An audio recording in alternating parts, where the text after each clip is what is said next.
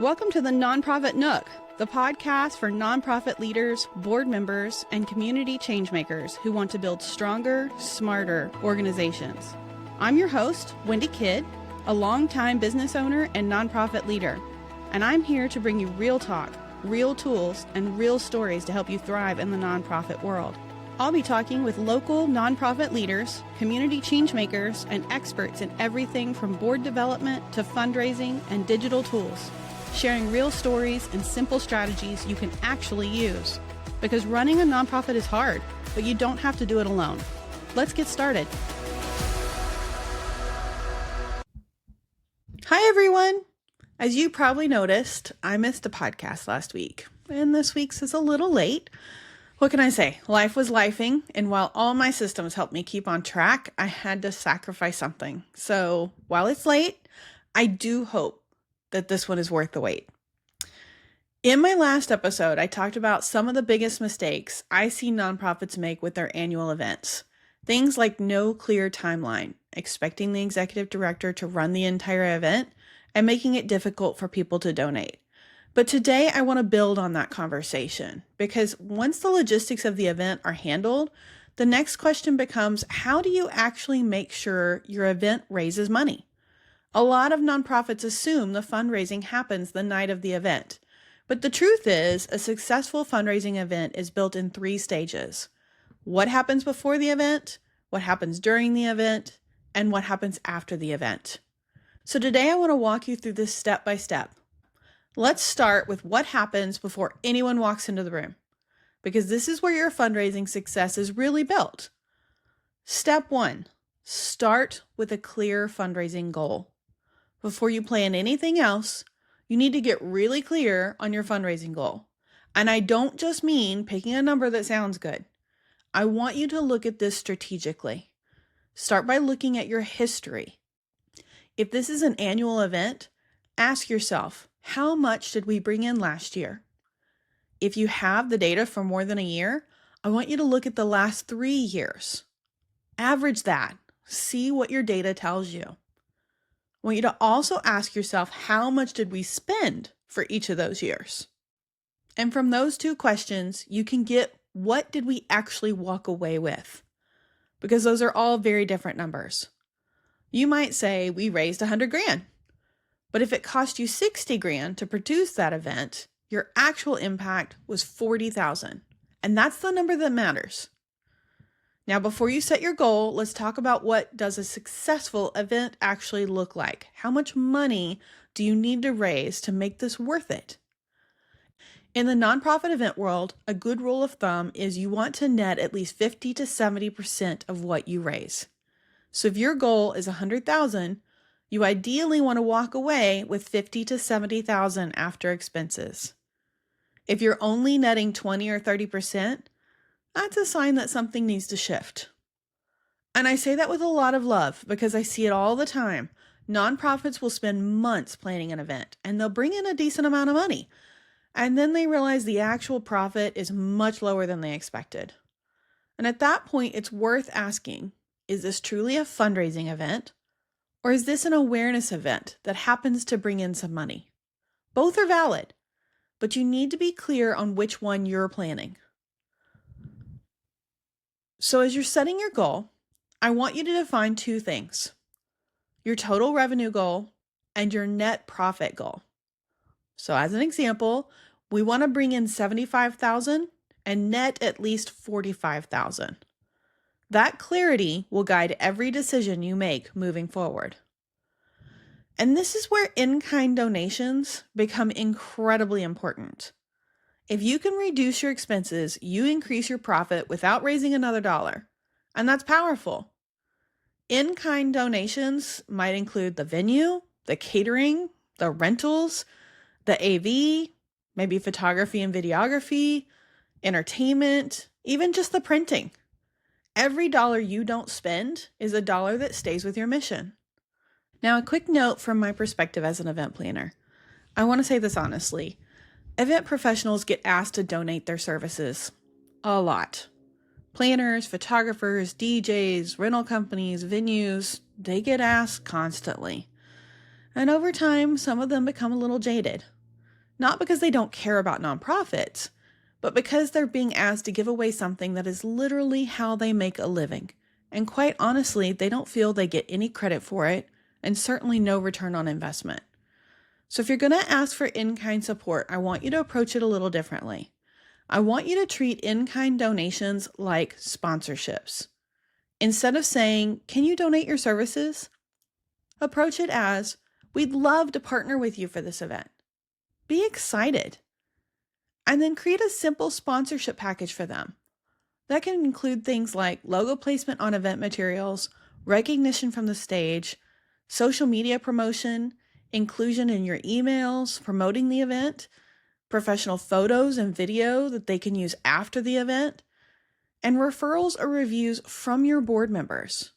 And one thing I highly recommend, give them a ticket or two to the event.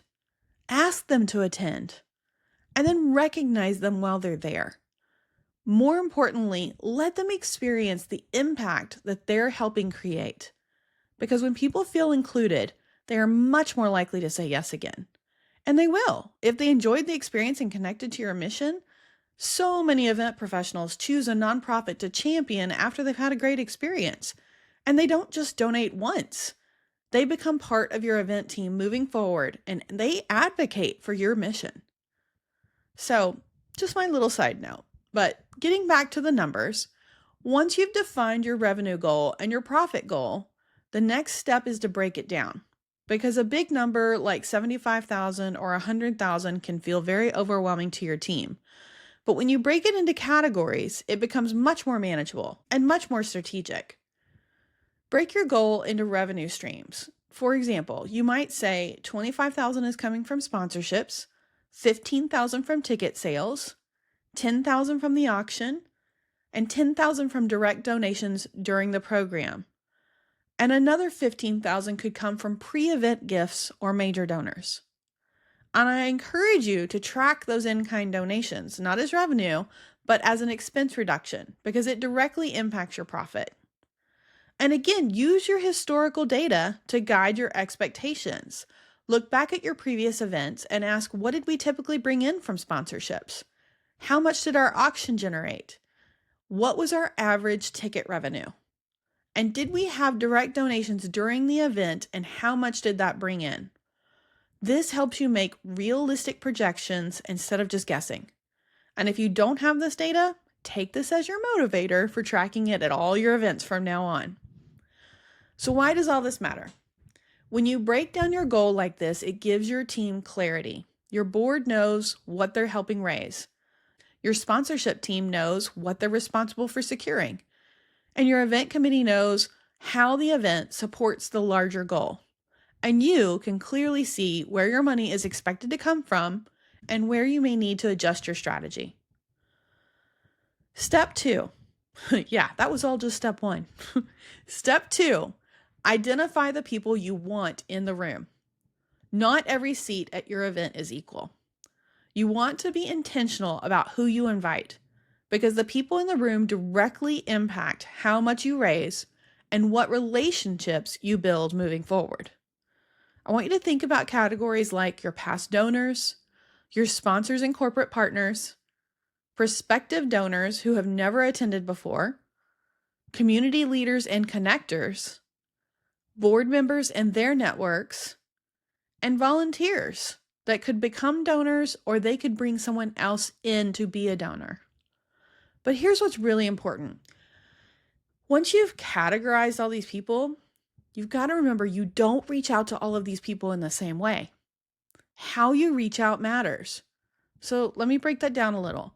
For your past donors, these are people who already believe in your mission. So your outreach can be more direct. This is where you might say, hey, we're preparing for our event and we're hoping to raise $50,000 to expand the program. Would you consider helping lead the momentum with an early gift? And those early gifts matter. They help you walk into the event already having progress towards your goal.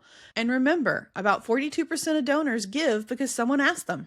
So don't be afraid to ask. For people who have never attended or donated before, your goal is different. This is about relationship building, not immediate fundraising. You might invite them as a guest of a board member or sponsor and say, I'd love for you to join us and see the impact of what we're doing. For them, the event is about connection, not pressure. For your corporate partners or sponsors, your outreach should focus on value. You're inviting them in for a visibility, employee engagement, community impact, and brand alignment. You're not just asking them to give, you're inviting them to a partnership. For your board members, they should not just attend. They should help you build the room. Encourage them to invite guests, fill a table, and bring people who may be new to the organization, because your board can be one of your strongest tools for expanding your network. The key takeaway here is a full room does not always mean a successful event. The right room leads to better fundraising and stronger relationships. So, step 3, secure sponsorships early. Now let's talk about sponsorships, because sponsorships are what create the financial foundation for your event. Ideally, your sponsorships are covering a significant portion of your event costs before tickets even go on sale. And that does 2 things. It reduces your financial risk, and it allows more of the money raised at the event to actually go toward your mission. Think beyond just who can sponsor. When you're building your sponsorship strategy, don't just think who can give us money. Think who would benefit from being connected to our audience and our mission. That shift changes everything. Create clear sponsorship opportunities. You want to make it very easy for someone to say yes. So instead of one general ask, create structured opportunities like presenting sponsor, table sponsors, a cocktail hour sponsor, an entertainment sponsor, or even just a mission moment sponsor. For each one, clearly outline what they receive, how they will be recognized, and how they would be connected to your audience. You need to think these partnerships through. And you also want to tie the sponsorship to real value. And this is where a lot of nonprofits miss the mark. Sponsorship is not just about putting a logo on something. Think about the value you guys offer, from brand visibility, access to your audience, employee engagement opportunities, alignment with a meaningful cause, and storytelling and impact association. You're offering them a lot in return for that sponsorship. And don't forget your in-kind sponsors. We've already talked about them. This is where you can also incorporate your in-kind partners.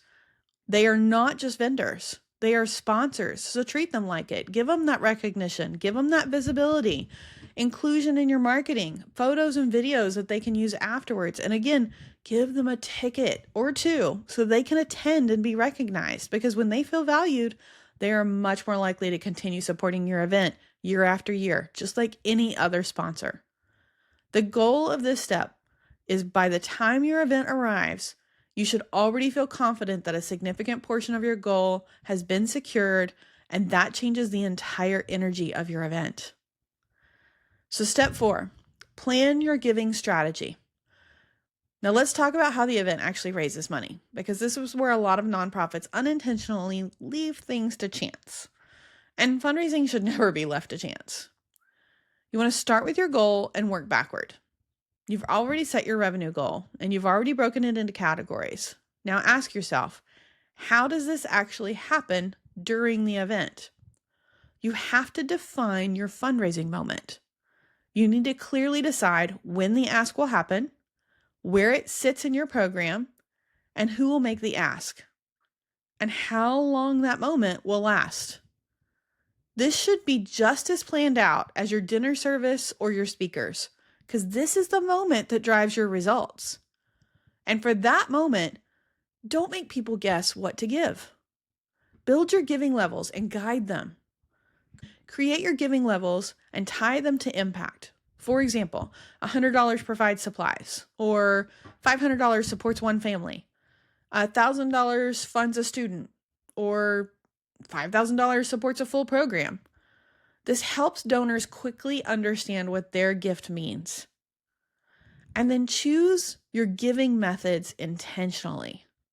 You want to make it easy for people to give in a way that feels natural to them.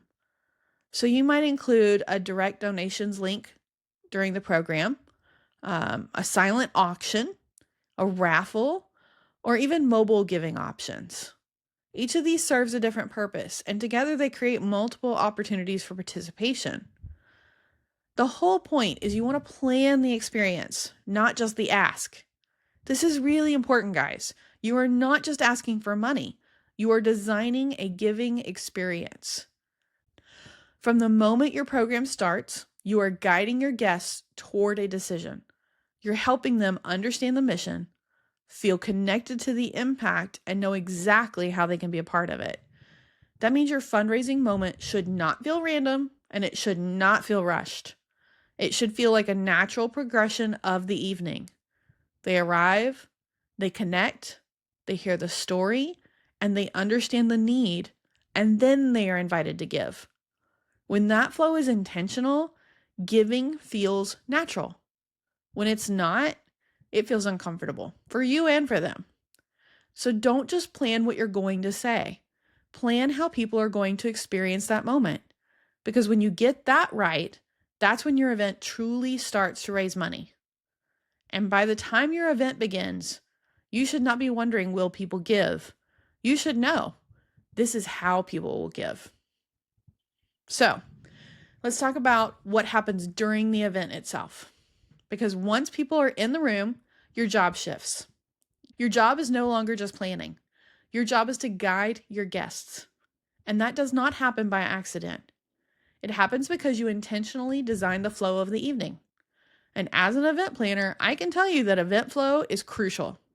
It's the thing that can truly set you up for success or create a horrible experience where people leave early and your efforts are wasted. So, step 1 of during the event. Set the tone right away. From the moment the guests walk in, they should understand what event they're at, who it supports, and why it matters. Now, I talked about all this in the last episode about branding and clarity, so I won't repeat all that here. But I will say when people understand the purpose of the event early, they're much more open to engaging with it. This is where your welcome, your signage, your opening remarks, all of that matters. You're setting expectations for the evening. Step 2, build connection before you ever ask for money. Before you ask anyone to give, they need to feel something.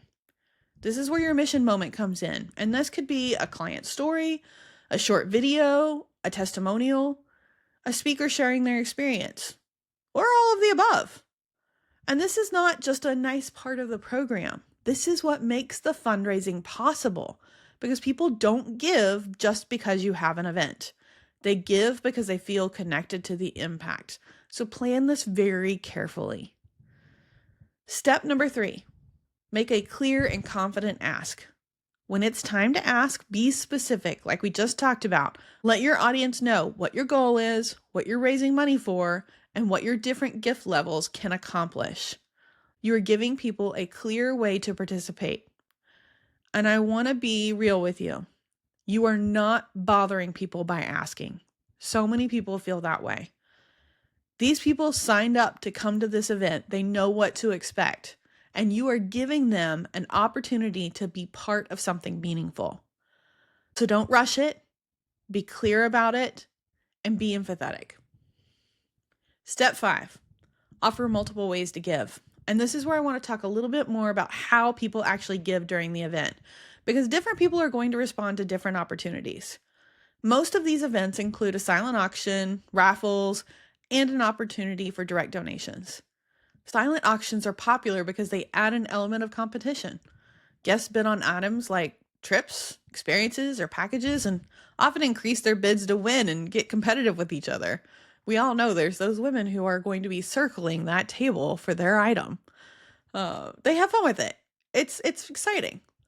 Other people like the raffles. They're more accessible. The tickets are usually lower cost, which more people can participate. It's more of a random chance, but people enjoy it.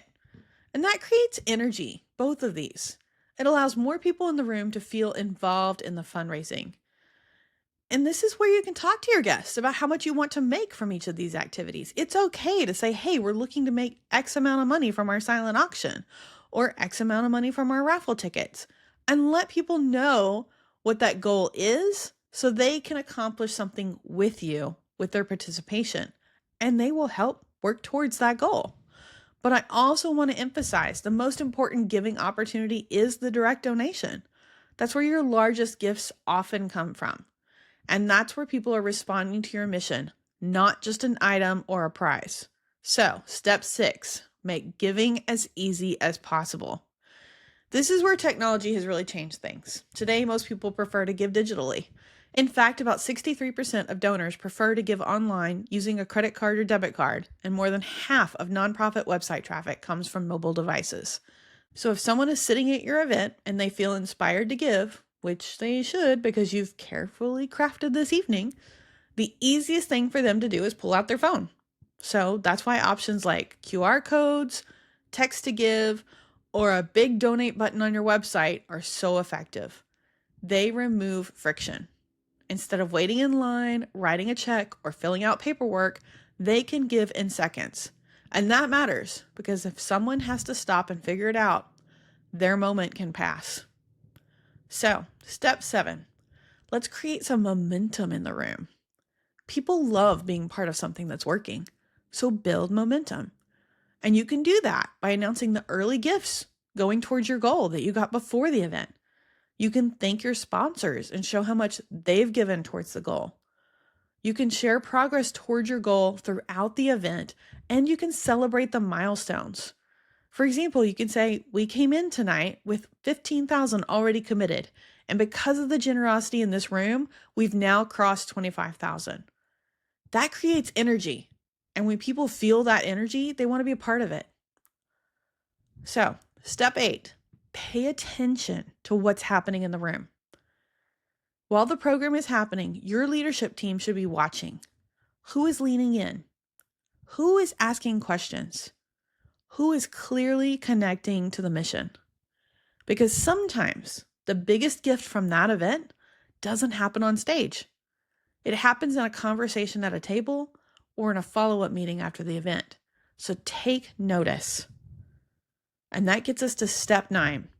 Give people a way to stay connected. Before your event ends, you want to give guests a clear way to stay engaged with your organization. Because not everyone is ready to give a large gift that night, but they may be ready to take the next step. And if you don't give them that opportunity, you lose that momentum. So think about simple ways people can raise their hand and say, I want to stay connected. This could be signing up for your newsletter, or indicating they'd like someone to follow up with them, signing up for a tour at your facility, or even registering for a volunteer opportunity. And I would also encourage you to think about this. Some of the people in that room may be future leaders for your organization. So you can also include interest in serving in a committee or interest in learning more about board service. Now, that doesn't mean you're recruiting board members on the spot, but you are opening the door. Because events are one of the few times you have a room full of people who are already interested, engaged, and connected to your mission. And you can do all of this through a simple QR code, a link on the screen somewhere, a checkbox on a pledge card, or even a simple sign-up station at the event. And this is especially important for your first-time guests. They may not be ready to give a major gift yet, but they might absolutely be ready to learn more, get involved, or take on a bigger role over time. And when you give them that next step, you turn interest into a relationship. And that's really what we're building toward, because your event isn't just about what happens in the room that night. It's about what happens next. So let's talk about what to do after the event to continue that momentum. This is where so many nonprofits miss a huge opportunity. I'm going to say that again. This is where so many nonprofits mess it up, okay? They spend months planning the event. The event happens, and then everyone is exhausted, and then they just move on. But the truth is, what you do after the event is what determines whether the event has lasting impact or not. So, step 1, know your numbers quickly. Before anything else, you need to understand your results. So within just a few short days, you should know total revenue raised, total expenses, your net profit, your sponsorship revenue, your auction and raffle totals, and your direct donation total. And while those totals are all important, part of the goal of your event is also awareness and engagement. So I want you to also look at what the number of new donors are, the number of prospects identified, and new volunteers who signed up, new newsletter signups from the time of the event, and new social media followers. These are all real, measurable outcomes of your event, and they matter because someone who didn't give that night may become a donor later, or a volunteer, or even become a board member. Heck, they could just introduce you to someone who becomes a major supporter. So your network building from the event is important. So when you evaluate your event, don't just ask how much did we raise, also ask how many new people did we bring into our community, and then tie that back to your goals. Did you hit your revenue goal? Did you hit your profit goal? And did you grow your audience and relationships? Because a great event and a successful fundraising event are not always the same thing. So step 2, you must thank people quickly and personally. This has to happen within 24 to 48 hours of the event. And I don't just mean one big blanketed general email. Yes, we want to send a general email, but also you need to make personal calls to major donors. You need to send personal notes to the sponsors, and you need to send thank you messages to board members and volunteers. And here's something important. Don't just thank people for attending. Thank them for the role they played. For example, you could say, "Thank you for helping us make this impact possible." That reinforces that they were part of something meaningful. And if you notice something specific they did, mention it. It'll have true impact with them. It's also a great time to send a short survey. Keep it simple and easy to complete. You don't want it to take long. You might just ask a few quick questions like, what did you enjoy most about our event? How could it be improved? And how likely are you to attend again? This gives you valuable insight directly from your guests while the experience is still fresh. After that, step 3, share results while the energy is still high. People want to know what happened. They want to see all the pictures. They want to hear from all the people that they helped, all the things. They want to know, did we hit the goal? Did the event matter? So don't wait weeks to share this. Send a follow-up that includes the total raised, what that funding will support, photos from the event, and a reminder of the mission so they understand what it was all for. For example, because of your support, we raised $72,000, which will allow us to serve 150 families this year. Who doesn't feel good with that? And don't stop with email. Make sure you are also sharing these results on social media. And celebrate your donors. Celebrate your sponsors. Celebrate the impact. This not only reinforces the success of the event, but it also builds credibility and visibility for your organization. Now, talking about follow-up, step 4, I want you to segment your follow-up.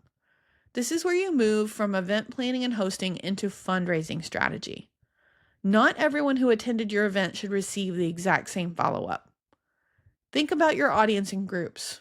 You've got your major donors, your first-time attendees, your sponsors, people who expressed interest in volunteering, people who checked the box to learn more, and potential board or committee members.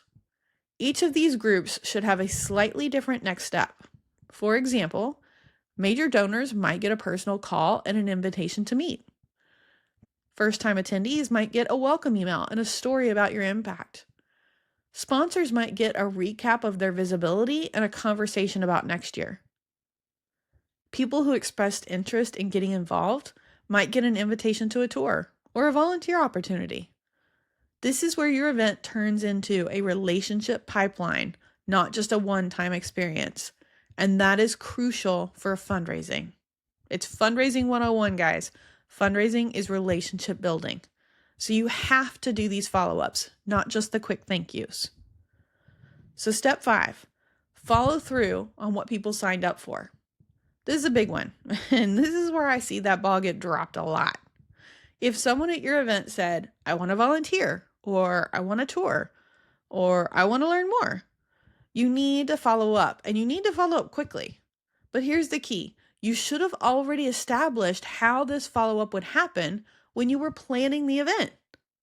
Having those steps in place and ready to receive leads makes your life a lot easier post-event. Now is the time to put those plans into action, because right after the event, their interest is at its highest. If you wait too long, the momentum fades. And that's how we lose people. I see it all the time. Follow through on what people signed up for is one of the simplest ways to turn event attendees into long-term supporters. So, step number 6, continue the relationship intentionally. Your event should never be the only touch point with anyone. You want to think about what comes next. Once you've completed the event follow-up, what's the next touch point for each of these groups? Each of those follow-ups I mentioned, they're all steps in relationship building. If you gave someone a tour because they were a first-time attendee, maybe the next step is to invite them to a volunteer day. If you have someone who was a first-time donor, maybe host a small donor gathering to get to know you better and see the results of their impact. For your early gift donors, maybe a behind-the-scenes update to let them know how the momentum they started brought in more gifts at the event. Because relationships are what led to larger gifts over time, you need to make sure you steward all relationships well. So, step 7, debrief while everything is still fresh. Before your team moves on, you want to take time to evaluate the event. Get your team together and ask them, what worked well? What raised the most money? Where did we fall short on our goals? Which sponsors are strong renewal opportunities? Who in the room should we follow up with? And what would we change next year? And this is also where you want to review those survey responses you received and look for patterns. What did your guests love? What feedback came up more than once? And what could be improved? And here's something really important. I want you to document all of that. Capture your notes and create clear recommendations for next year. Share those with your event planning committee or your board. So when it's time to plan the next event, you're not starting from scratch. You're building on what you've already learned. And finally, step 8, think beyond this event. I want you to zoom out for a moment. Your event is not just about one night. It's about building a system. And y'all know I love systems. So ask yourself, how can we build on this? Can we turn donors into recurring donors? Can sponsors become long-term partners? Can attendees become volunteers or leaders? Because when you think that way, your event becomes more than a fundraiser. It becomes a growth strategy for your organization. And when you combine everything we've talked about today, what happens before the event, during the event, and after the event, you start to see that a successful fundraising event isn't about one moment.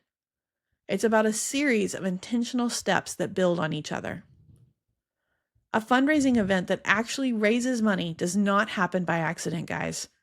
It happens because you were intentional before the event. You're clear during the event, and you're relational after the event.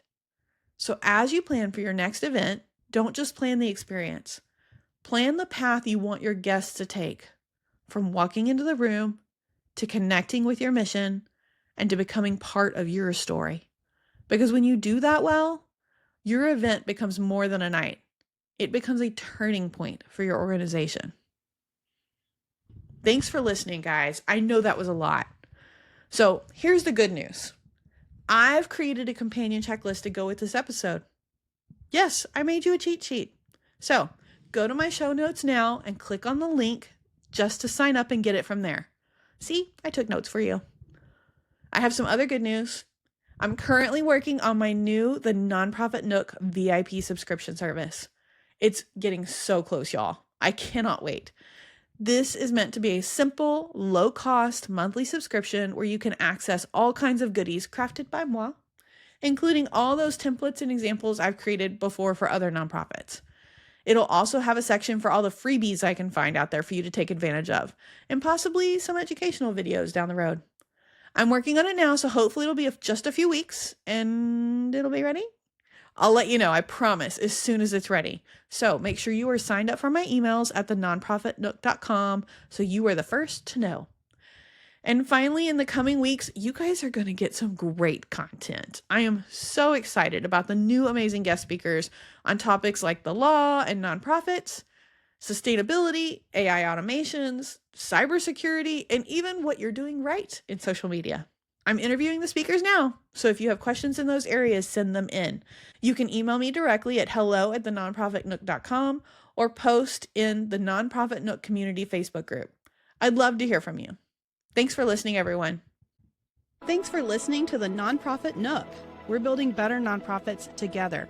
If you found today's episode helpful, please subscribe, leave a review, and share it with other nonprofit leaders who need support. Follow the Nonprofit Nook on social media and sign up for our email list for extra tips and updates. You can also visit thenonprofitnook.com to see the show notes and leave a comment telling me what topics you want next. Your feedback shapes the show. See you next time.